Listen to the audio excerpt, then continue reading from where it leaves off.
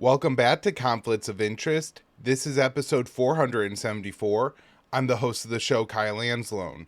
We have a lot of news to get through on today's show. Biden was speaking at the UN, so we have to cover that.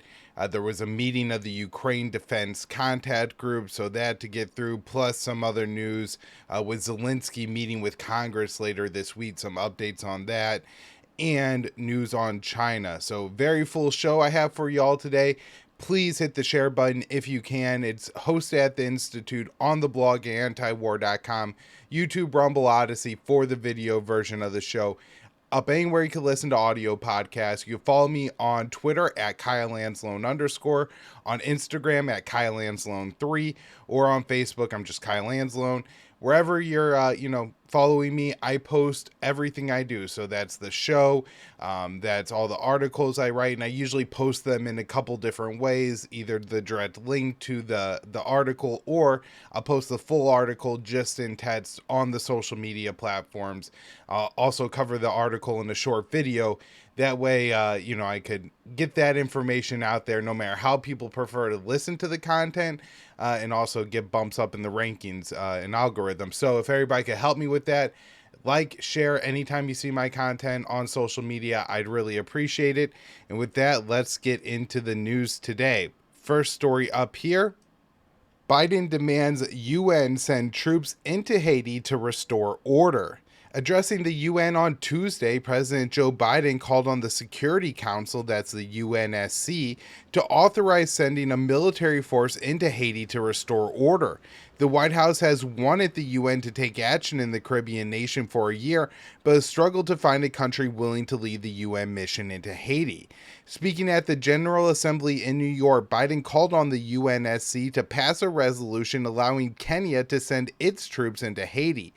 On Haiti, the Caribbean communities facilitated a dialogue among Haitian society. I thank President Ruto of Kenya. I thank him for his willingness to serve as the lead nation of a UN-backed security support mission. I call on the Security Council to authorize this mission now. The people of Haiti cannot wait much longer. Initially, the White House hoped to enlist Canada as the lead nation in the mission, but Ottawa refused to bend to Washington's pressure. Biden believes the UNSC needs to restore order in Haiti because gangs have taken control over parts of the country. Port-au-Prince, descent into violence and gang control was accelerated after the assassination of President Jovenel Moïse in July of 2021. No one has been brought to justice for the murder. There are a couple people in American courtrooms now who in jails who are claimed to be involved in the assassination plot, but it's really unclear. If you listen to some Haitian officials who have been involved in the investigation, they point their finger at current President Ariel Henry for being implicated as a member of the plot. Maybe not a central member, but certainly somebody who was involved. Now, Henry rose to power in Haiti with Washington's backing and has been a leading voice calling for an outside force to aid Port-au-Prince in retaking control. So initially, after Moïse died, his prime minister was Claude Joseph. And now there was a plan, I believe, in place for Henry to assume a position in government in the days after that Moïse was assassinated, but that never came to fruition. And then the West, led by Washington, came in and really told Joseph, hey, you need to step down and allow Henry to get to power. So that's how we get Henry. That's how we get this massive, kind of deficit of any kind of real, stability in Haiti that leads to calls for Western intervention, particularly led by Haiti. So I do mention here that UN peacekeepers have a disgraceful track record filled with human rights abuses. In 2010, a cholera outbreak that killed around 10,000 Haitians was traced to sewage released by UN peacekeepers. So, they don't have a very good record in Haiti. They also have a record of, and this is in Haiti too, and in Africa, that, peacekeepers tend to come in and then they tell, local women, hey, I'll take care of you and stuff like that. They take often underage women as partners. They knock the women up and then they get transferred out of the country, never give the women any support or, financially emotionally, physical, helping raise the child at all. And so there's so many terrible things that peacekeepers do. All right, so the next article up here is from Dave DeCamp. He covered the portion of Biden's speech aimed at the war in Ukraine. I took the part covered by Haiti. So Dave DeCamp writes here, President Biden took aim at Russia at the UN General Assembly in New York on Tuesday in a speech that revealed U.S. hypocrisy on the war in Ukraine and other issues. Discussing arms control, President Biden accused Russia of shredding long-standing arms control agreements, mentioning that Moscow suspended its participation in the New START, the last nuclear arms control treaty between the U.S. and Russia. Biden's rhetoric amidst the fact that the U.S. withdrew from several arms control treaties in the years leading up to the Russian invasion of Ukraine. In 2019, the Trump administration pulled out of the Intermediate Range Nuclear Forces Treaty, which banned ground-launched short and medium-range missiles. So missiles with a range of, I believe, 5,500 to 500 kilometers were banned. And so, these weapons weren't stationed in Europe. This was huge, but the Trump administration withdrew from it. In 2020, the U.S. exited the Open Skies Treaty, a treaty that allowed the U.S., Russia, and other signatories to conduct unarmed surveillance flights over each other's territory. At the time, then presidential candidate Joe Biden slammed the move, but his administration declined to offer to salvage the treaty in 2021 once he took office. Back in 2002, the George W. Bush administration pulled out of the Anti-Ballistic Missile Systems Treaty, which Russian President Vladimir Putin has cited as the reason for developing the Sarmat ICBM, Russia's most powerful missile that can pack a huge nuclear payload and travel 1,100 miles an hour. Oh, not 1,100 miles an hour. It is a hypersonic missile, but it can travel up to 1,100 miles. A Russian official recently said that Sarmat was placed on combat duty for the first time. Shifting the war to Ukraine, President Biden called on the conflict and illegal war conflicts brought about without provocation by Russia against its neighbor Ukraine. While Biden claims the war was unprovoked, NATO Secretary General Jens Stoltenberg recently acknowledged that Putin invaded to prevent Ukraine from joining NATO after the U.S. and the alliance refused to guarantee that Kiev would never become a member. And so, this is really interesting that we kind of have a lot of NATO officials now saying that there were real offers from Russia to agree that NATO would not open its door to Ukraine. Ukraine would agree to neutrality and Russia wouldn't invade Ukraine. And, NATO says they basically ignored this. And the reason why is because it's NATO policy that its door is open. However, its door isn't open to Ukraine, as, we have seen over the past 18 months. Ukraine has begged and pleaded the West to allow it into NATO. And the U.S., Germany, and other countries have been very firm that this actually cannot happen because it would put NATO in war with Russia. Also, there's a lot of internal problems in Ukraine that the U.S. has. And so it's both U.S. and Russian policy that Ukraine isn't going to join NATO. But because it's NATO policy that the door to NATO is open, then, we basically have to fight this war in Ukraine because they say that Ukraine could one day join NATO while at the same time never offering Ukraine NATO membership. So it's quite ridiculous. All right. So Biden, another quote here from him in his speech: Russia alone bears responsibility for this war. Russia has the power to end this war immediately, and Russia alone stands in the way of peace. In the early days of the war, the U.S. and its allies discouraged peace talks between Russia and Ukraine. Secretary of Defense Lloyd Austin said one of the goals of the U.S. involvement in the conflict was to weaken Russia ahead of Ukraine's counteroffensive, which U.S. officials expected not to succeed. Secretary of State Antony Blinken rejected the idea of a ceasefire in Ukraine. Biden urged for continued support for Ukraine in its war against Russia, saying that the aggressor cannot be appeased and that Ukraine cannot give up its territory. If we allow Ukraine to be carved up, its independence as a nation is the independence of any nation secure, which, again, it is completely ridiculous. And then also, if you look at events that have unfolded in the past 24 hours. And I do plan on talking about the Nagorno-Karabakh situation in more detail on the show.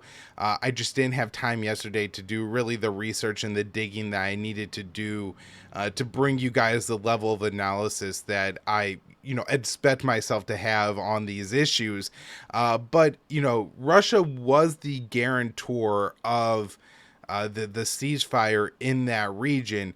And it seems that maybe one of the things getting in the way of that being enforced is the war in Ukraine, distracting Moscow from Nagorno-Karabakh and what the Azeris are doing there. So, you have to wonder that actually, if the U.S. had allowed Russia to negotiate with Ukraine early in the war, allow Ukraine to basically acknowledge facts that the Crimean Peninsula is now Russian territory, and acknowledge that the Donbass is going to remain in an independent and traditional relationship with Kiev, that the Donbass is going to be somewhere between its own independent country, a part of Russia and a part of Ukraine, not maybe really any of the three, though, and agree not to join NATO, then it's possible that Russian forces are able to really enforce this and prevent the Azeri seizure of Nagorno-Karabakh. And so Biden's just statement here, the idea that no nation would be secure if Ukraine agreed to cede some territory to Russia, is just it's completely ridiculous. And of course, Biden's also the guy who really pushed the idea of carving up Iraq. He wanted to turn it into 3 different states: a Sunni, a Shia, and a Kurdish state. And so it's not that he has an issue with redrawing borders or anything like that. He's just, this is just rhetoric that they're using to try to propagandize people into supporting their proxy war against Russia. All right, so I next want to talk about this kind of developing situation that we have. So President Biden is seeking another $24 billion in additional spending on the war in Ukraine, and Congress has tried to attach a continuing resolution. And I really hate all this budget stuff so much, and that I don't spend a whole lot of time covering on the show, because I think it's all political theater. The number of government shutdowns that have happened in my lifetime, and the number of, oh my God, the sky is falling, we're not going to pass this continuing resolution and everything's going to fall apart. Neither thing's happened. Whenever the government shuts down, everything seems to be about the same. I have maybe a couple friends that I know who are federal employees who have to go a few weeks without a pay check before they get their back pay and things like that. But generally speaking, it doesn't impact the actual runnings of the American government on the empire level. And then, it maybe has some impact on the lives of average American citizens, but not really. And so this is, again, mostly political theater here.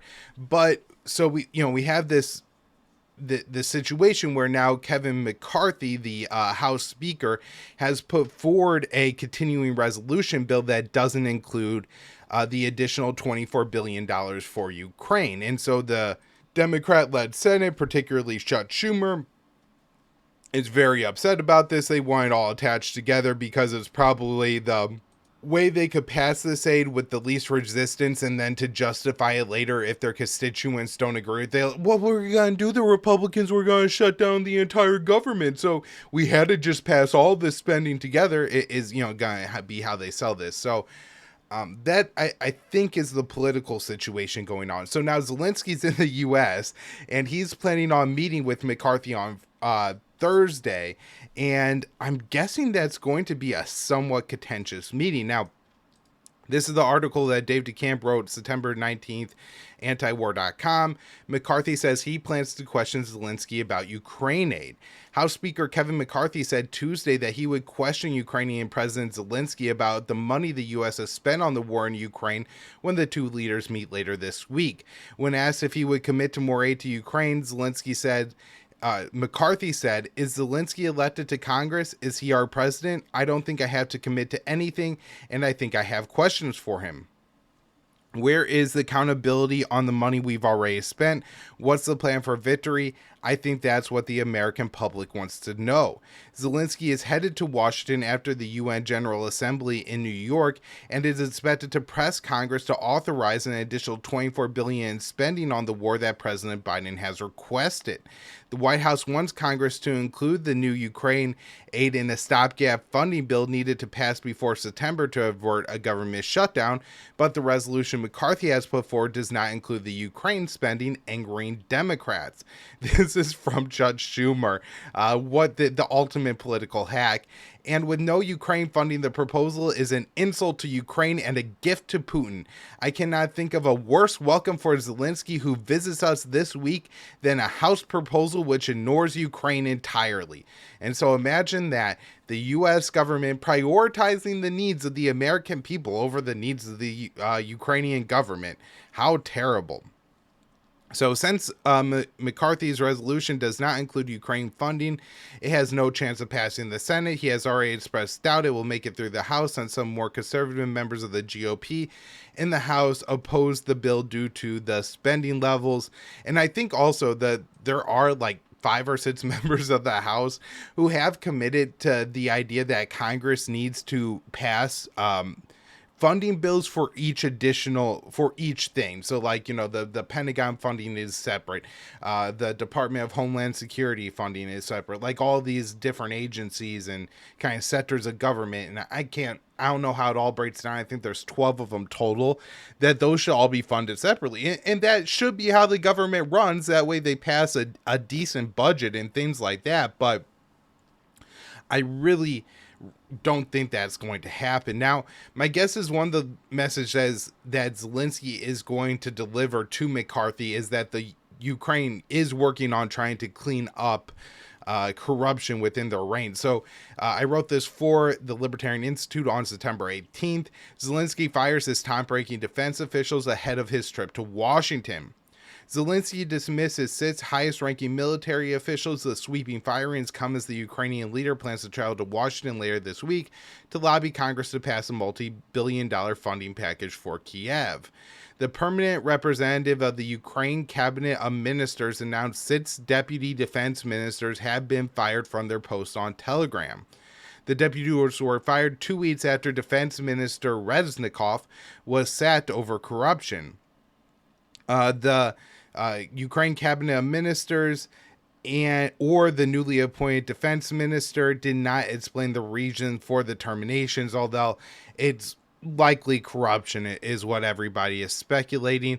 The New York Times reports Zelensky made the move to get the appearance of working to tackle corruption before he directly appeals to Congress for a new multi-billion-dollar aid package. And this is what the Times explains. The shakeup comes in Zelensky's wartime leadership team as he is headed to the United States, keen to demonstrate to American officials and other Western leaders that his government is not squandering on either graft or mismanagement the tens of billions of dollars in aid they have sent to Ukraine. The Times also notes that the impact of the firing is more likely to be felt in the long term. They say battlefield decisions run directly from Mr. Zelensky to Ukraine's military uniformed general staff, largely bypassing the civilians at the defense ministry. So the turnover is not expected to have an immediate impact on the course of the war. The ministry's role is primarily not in tactics, but logistics, procurement, salaries, and benefits, where changes may not be felt right away. All right. So now I'm going to move on, and we got one more article on the shutdown here. Potential government shutdown threatens U.S. support for Ukraine. This is Dave DeCamp, antiwar.com, September 19th. The Pentagon has said that the government shutdown will happen if Congress does not pass a funding bill by September 30th, could hinder U.S. support for Ukraine. Pentagon spokesperson Chris Sherwood told Politico that the Defense Department's suspension of what is considered non-essential activities expected under a shutdown could interrupt the delivery of defense articles, services, and or military education and training for Ukraine. During government shutdowns, the U.S. military typically stops activities that are deemed unnecessary for national security, including training. The Pentagon could issue exemptions for Ukraine training, but if not, the programs will be forced to stop, including the training of Ukrainian pilots on F-16s recently started inside the U.S. Sherwood said that the Pentagon would still have access to funds to take weapons from military stockpiles for Ukraine, a program known as the Presidential Drawdown Authority. The president recently claimed that billions became available in the PDA for Ukraine due to an accounting error that overvalued weapons previously sent to the country, and Sherwood said those funds could be rolled into the next fiscal year, which starts October 1st. And so, look, my guess is that this is just fear-mongering from the Pentagon, and they actually don't intend to really curb any of the Ukrainian war effort, especially if the shutdown only lasts a month or so. Longer term, maybe they will start to bump into some issues, but I don't think they're going to let this government shutdown impact it at all. What they really want is for that continuing resolution to be passed with the Ukraine aid tied into it. That way that multi-billion-dollar aid package is passed, and they don't have to worry about that in the future. All right, so next up here, I covered the Ukraine Defense Contact Group meeting, so a couple of stories came out of there. U.S. says Ukraine will receive Abrams tanks before end of summer counteroffensive. American officials said that M1 Abrams tanks will arrive in Ukraine within days before the end of the ongoing counteroffensive. The American main battle tanks will hit the battlefield nearly 8 months after Biden gave the authorization. Secretary of Defense Lloyd Austin said the tanks would arrive soon during a meeting of the Ukraine Defense Contact Group at the U.S. Ramstein Air Base in Germany on Tuesday. This is Austin's quote. "I am pleased to announce that M1 Abrams tanks that the United States has previously committed will be entering Ukraine soon." The Washington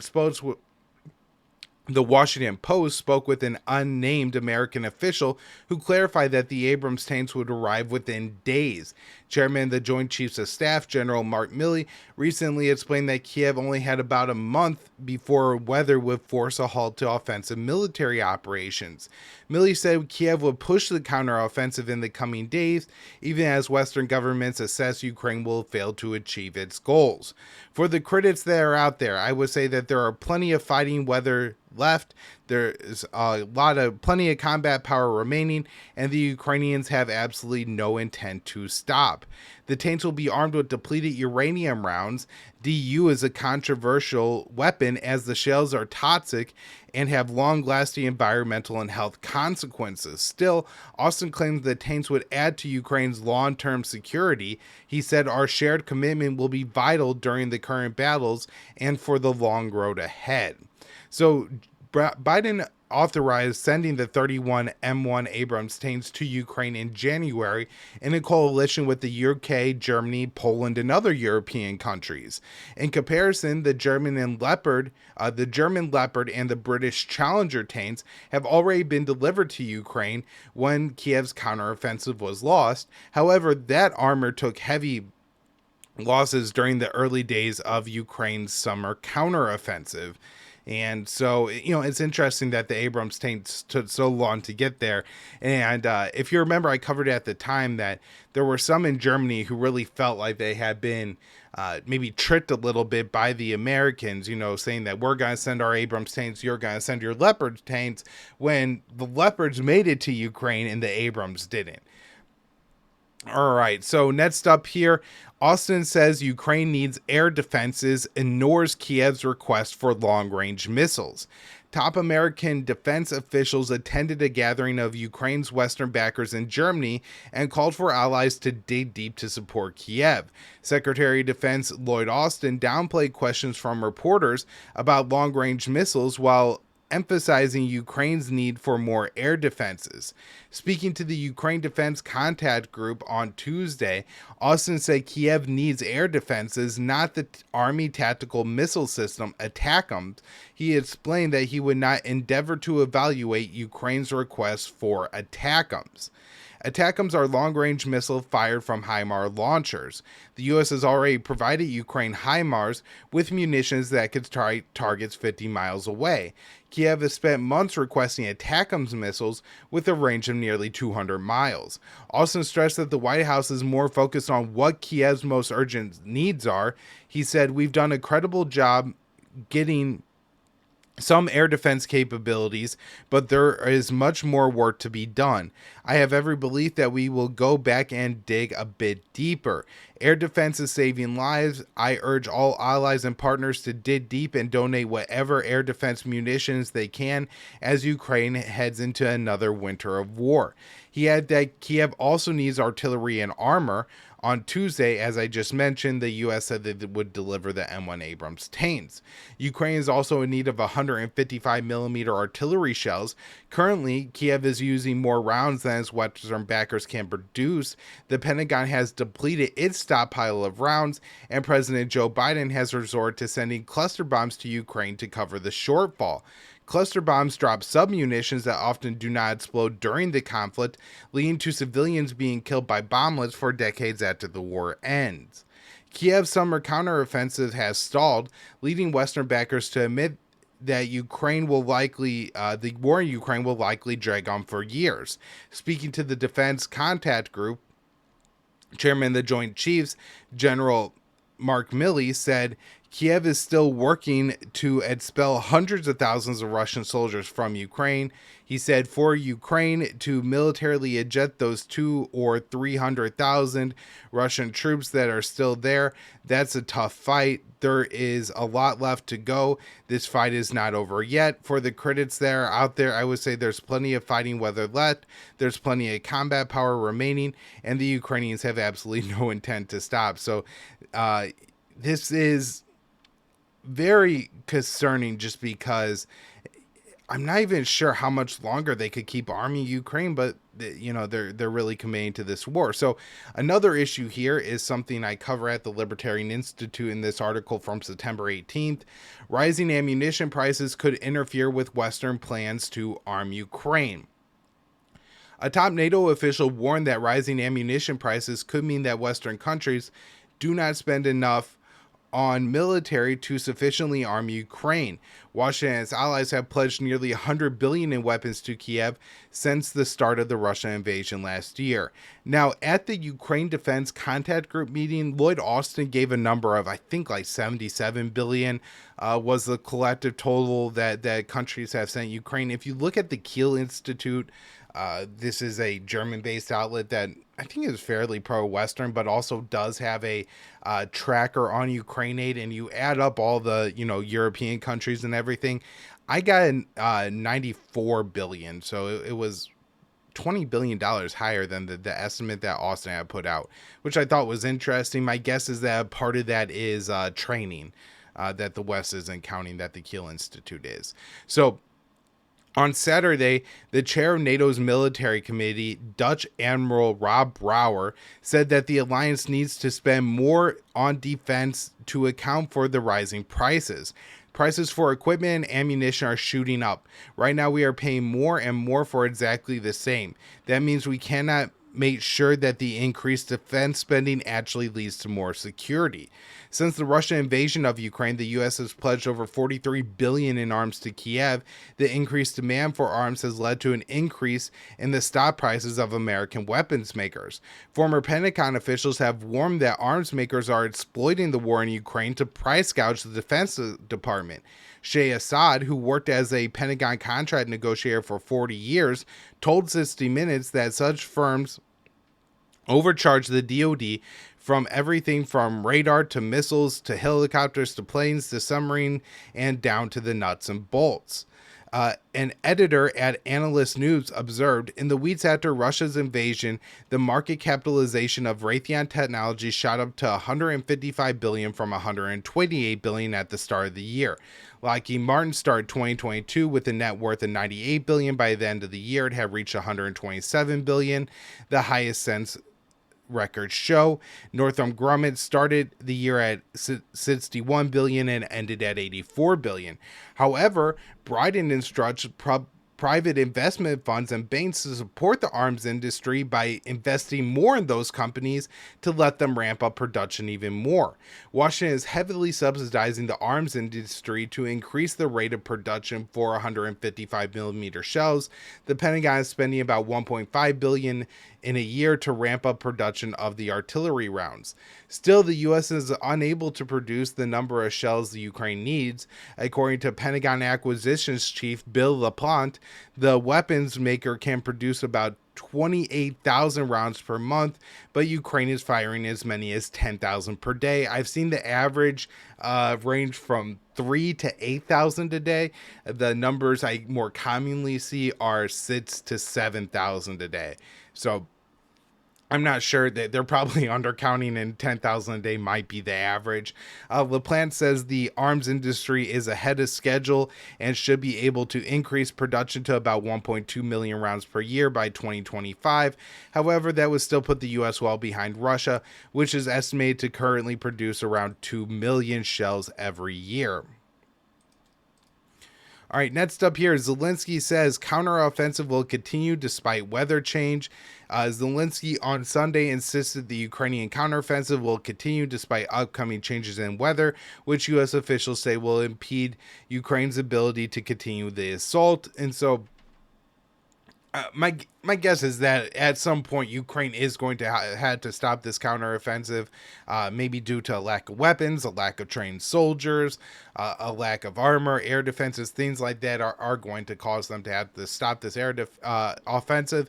But additionally, I think the weather will probably contribute. Now, there are talks about Russia launching counteroffensive sometime soon, so that may be another issue for Ukraine, is that eventually they need to stop waging a counteroffensive and try to start building some defensive lines around the territory that they've already held, just to make sure Russia doesn't easily take back that territory. All right, I think that's all I have on the war in Ukraine today. I do want to run through a couple stories on China that I think are pretty important, although we just have so much news on the war in Ukraine that it's been hard to get to some of this over the past week. So this is from Dave DeCamp a week ago. U.S. Air Force clearing out jungles in Pacific for new airfields. The head of the U.S. Pacific Air Force said Monday that the Air Force was clearing out jungles in the Pacific to build new airfields and restore old ones as a part of the branch's preparation for war with China in the region. The Air Force is working to expand its bases as a part of a plan to become more mobile in the Pacific, a concept known as Agile Combat Employment, or ACE, ACE. Pacific Air Force Command General Kenneth Wilsbach said that the Air Force is looking for more money to facilitate the military buildup. And, it's just interesting that you have this, the Biden administration that's so dedicated to these climate change principles and everything like that. But here, when they got military, that they're willing to plow over jungles and change the environment and destroy the environment for their military bases. But, then they're going to put regulations that are going to prevent you from driving the kind of car you want, or having the kind of lawnmower you want, or something like that.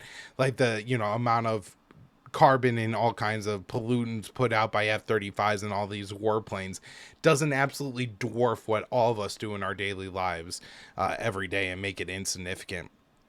All right, so next up here, U.S. to shift some military aid from Egypt to Taiwan. The U.S. will withhold $85 million in annual military aid to Egypt and redirect some of the funds to Taiwan. The $85 million the U.S. is withholding is over human rights abuses, but it's just a small portion of the $1.3 billion in military aid that Egypt receives from the U.S. each year. The $85 million is in the form of the Foreign Military Financing, a State Department program that allows foreign governments to purchase U.S. military arms, with U.S. money.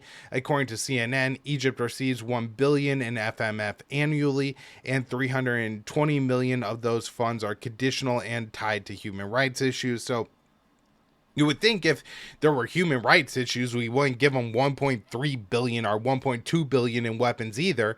But that's going forward. And I feel like this is a little bit of a trial balloon to kind of see how much they could get away with this. And if they can, then basically that opens up the FMF and turns it into a slush fund, and they could just start sending money to any country they want. They say, oh, we're redirecting from Jordan and Egypt, and now, we're giving it to Ukraine and Taiwan, and, this reflects America's changing strategy from wars in the Middle East to wars of great power. So the Chinese military holds major air drills in the Western Pacific. China has been conducting major air drills near Taiwan and other areas of the Western Pacific in an effort to push back against the increasing U.S. military activity in the region. The Chinese People's Liberation Army Shutdown aircraft carrier was one of 20 naval vessels spotted participating in the exercises in the region, and this was about a week ago, last Tuesday. Taiwan's defense ministry said that it detected 68 PLA warplanes and 10 PLA naval vessels in the area from 6 a.m. on Wednesday to 6 a.m. on Thursday. Now we have another round of drills occurring over the weekend. So Taiwan's defense ministry says detected 103 PLA warplanes operating around Taiwan from 6 a.m. Sunday to 6 a.m. Monday, the most in a 24-hour period since Taipei began releasing the figures in September of 2022. And so, of course, as the U.S. is conducting a military buildup in the region and putting more military assets in the region, China, unsurprisingly, is, taking similar steps. We also have the U.S. and Canada sailing warships through the Taiwan Strait. So this actually occurred before the Chinese drills, and it may have even provoked the Chinese drills or caused Beijing to carry out larger drills. All right, next up here. This is from Connor Freeman. A little bit of good news here. Sullivan holds constructive talks with Chinese foreign minister amid soaring tensions. And so these talks lasted for 12 hours between Sullivan and Chinese foreign minister Wang Yi in Malta over the weekend. Now, bad news here that Sullivan is representing the U.S., I think. Now, Blinken is a terrible Secretary of State, so I don't necessarily want it to be him. But there probably are American officials who could be somewhat more reasonable and less hawkish towards China. Hard to think of who they are. I think the talks with Commerce Secretary Gina Raimondo didn't go particularly poorly, although she also accused the Chinese of trying to hack her phone, which probably didn't go over well, and said that, the U.S. was going to continue to put trade restrictions on China, always citing national security, which quite upset the Chinese as well. However, rounds of talk between the U.S. and Beijing are good, so hopefully this will continue. Hopefully this will build. I just don't have a whole lot of faith in the U.S. foreign policy team because they have been so hawkish and so opposed to diplomacy. All right, next up is an article I wrote for antiwar.com over the weekend. Milley. Chinese spy balloon collected no intelligence. In February, a Chinese balloon floated over the U.S., prompting politicians on both sides of the aisle to claim that Beijing was threatening America. The event led to American officials to cancel high-level meetings with their Chinese counterparts. 7 months later, General Mark Milley said the balloon never collected intelligence. Milley, who's the chairman of the Joint Chiefs of Staff, told CBS News Sunday morning that the U.S. intelligence community does not believe the craft collected any intelligence, but still maintained it was a spy balloon. America's top general said the intelligence community, their assessment, and it's a high confidence assessment, is there was no intelligence collection by the balloon. I would say it was a spy balloon that we know with a high degree of certainty got no intelligence and didn't transmit any intelligence back to China. So for some reason, China has a spy balloon that doesn't spy, is what Milley is saying. If it didn't collect intelligence, it probably wasn't a spy balloon, but, they got to keep up with at least some of the propaganda. In early February, a large balloon was spotted over the northern United States. The craft was immediately claimed to be a spy craft by American officials. Secretary of State Antony Blinken slammed Beijing's decision to fly the balloon over the U.S. as both unacceptable and irresponsible. America's top diplomat then canceled a meeting with the Chinese foreign minister. On Sunday, Millie, who is retiring later this month, explained that the Chinese balloon ended up over the U.S. due to unexpected weather. Those winds are very high. The particular motor on the aircraft can't go against the winds at that altitude. From the start, Beijing has contested Washington's claim that the craft was intended for surveillance, insisting it was merely a weather balloon for scientific purposes. Chinese Foreign Ministry spokesperson Wang Wenbin said that Washington's response to the balloon damaged bilateral relations. Still, politicians told Americans that the balloon was a threat. Senator Lindsey Graham claimed Beijing was up to no good, and he said, this is a great quote, "I don't know crap about balloons, but I got common sense that if Chinese got a balloon up there with 3 tractor trailers hitched to it, they're up to no good. And that's why you should let them go to South Carolina. This makes no sense. It doesn't pass the smell test, and this is dangerous." Democratic Senator John Tester called the balloon a clear threat, while Democratic Representative Raja Krishnamurthy said, "Indeed, this incident demonstrates that the CCP threat is not confined to distant shores. It's here at home, and we must counter this threat."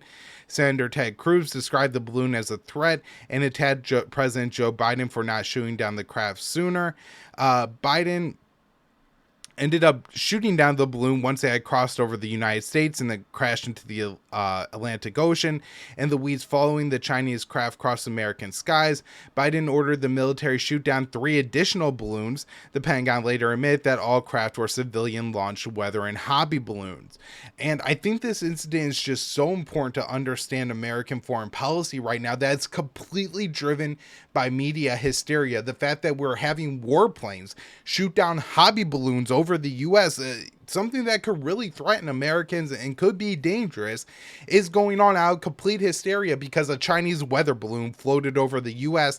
after a couple storms blew it off, of course. And again, just shows how dangerous the situation is. So last up here, one more story. U.S. to establish new Space Force command post in Japan. I'm not sure how much this is going to escalate tensions between the U.S. and China, but the more, military assets that we put closer to China, the more it's going to ramp up tensions.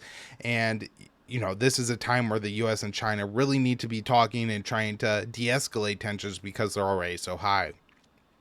All right, everybody. That's where I'm going to wrap it up for today. Thank you all so much for tuning into the shows this week. As I think you probably noticed by listening, I'm writing quite a bit more than I was before. So help me get my stories out there. If you're following me on social media anywhere and you see either like my videos breaking down my stories, the just straight text posts with no links, or just the link with the thumbnail and everything, please share it out there. I'm really trying to, the more likes you get, the more it kind of builds and amps you up and puts your content in more people's feeds. And then, that's how it builds. And so I really need some help with that. And anybody who could do it, I really appreciate it. Thank you all so much. I'll be back with one more show this week. Co-host Connor Freeman should be returning to talk about some Middle East news.